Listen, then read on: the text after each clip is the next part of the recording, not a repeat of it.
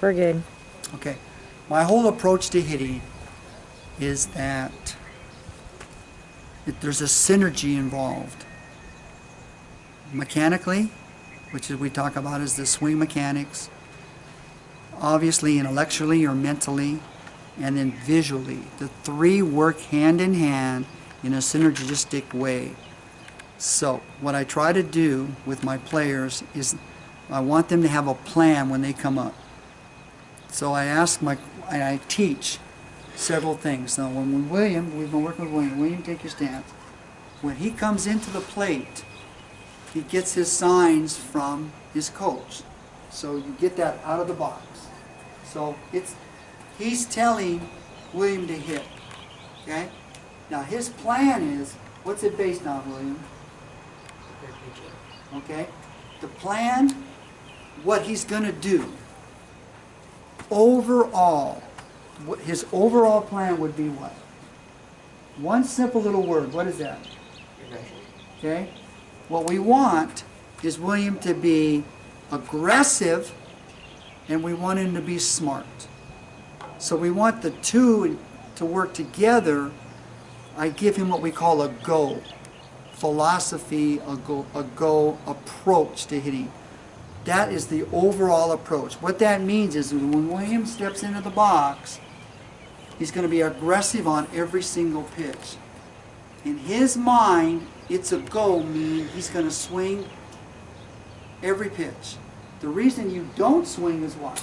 If it's a ball. If it's a ball. So what he does is take your stance. He strides on every pitch, and he starts his hands, but he holds up. Why? It's a ball.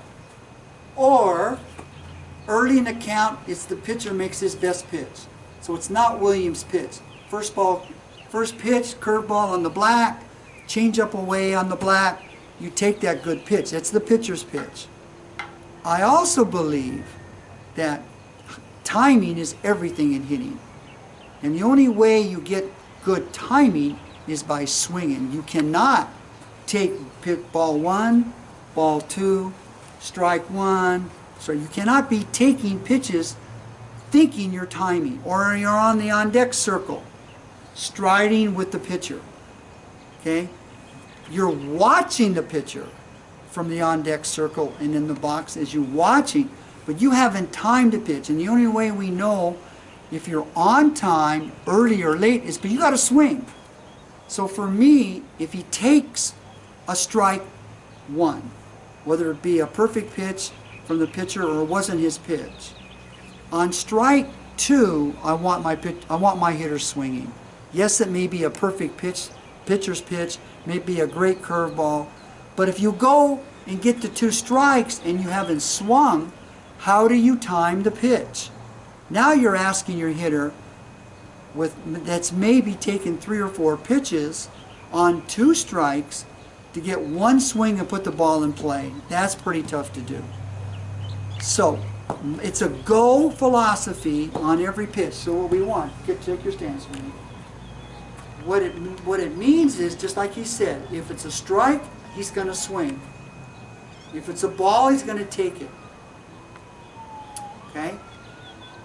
If he gets to a situation where it's full count, now we get the 2 strikes, or it's 0-2, now we have a 2-strike approach. That's different than the go approach. But the go approach gets you quicker to the ball. Quickness is when the bat moves to contact. I've measured it. Not many people in the country have done that, but part of my research at the University of Hawaii is I've measured it. Okay? Bat quickness means as soon as I move the bat to contact. Okay? If you choke up, you'll get there quicker. So on what I teach as well is if you run against somebody, you're up against somebody that throws really hard, you may want to choke up early in the count, not just with 2 strikes. Now there are great hitters that have choked up. Ted Williams choked up a little bit when he got to 2 strikes. Carew choked up. Nellie Fox choked up all the time. Barry Bonds, the most powerful home run hitter in the history of baseball, choked up on every swing. He was always up on the bat. Choking up does not mean I'm going to swing slower, or I'm going to swing like a safety valve. I'm going to swing slower. or I'm not giving in to the pitcher. I'm going to swing fast because I want the bat quicker. Okay? So, going back to the go approach philosophy is the overall game plan. Now, when he gets in the box, based on the situation, runners on, score, outs, type of pitcher, he has a plan. Okay? And that plan can change from pitch to pitch. Example, we've got a runner on first base, he's left-handed. We want William to pull the ball behind the runner and stay out of the double play. Okay? But what if that coach steals that pitcher? So now he's on second base. Okay? The plan may change. In this case, we want William to pull the ball again, move the runner over to third base. So a fly ball, ground ball will do it. Okay? If he's on third base, the plan changes. So now there's a wild pitch and now he's on third. Now it doesn't matter if he pulls the ball. We want the ball in the air. We want the ball in the outfield for a sacrifice fly. So the plan can change per at bat and while at bat. Okay? Right. But the overall approach, again, is one little word. It's a go. The reason it's a go is if you don't teach that to a hitter, then what he does, he gets up here and he thinks maybe or if it's a strike, I'll swing. That's slower than the go approach. And I want my hitters faster to the ball and be more aggressive. Okay? All right, so now, William, 2 strikes. All right, so we got 2 strikes. What's your approach now with 2 strikes? He's going to choke up. The reason we choke up is, just like I mentioned, is that we measure bat quickness.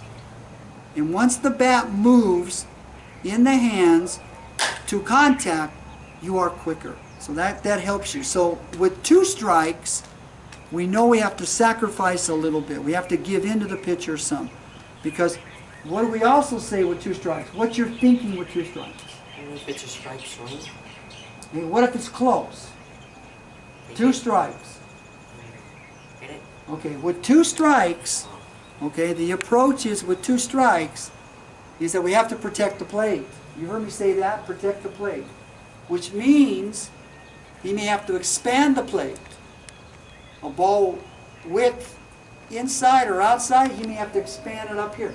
So for me, I always teach my hitters, you have to hit the ball on the shin, and you've got to hit the high strike here on the letters. And you may have to hit a ball width outside and inside. You've got to expand it because in his case, because he's not playing a school, he's not playing for a school yet, he's not old enough yet.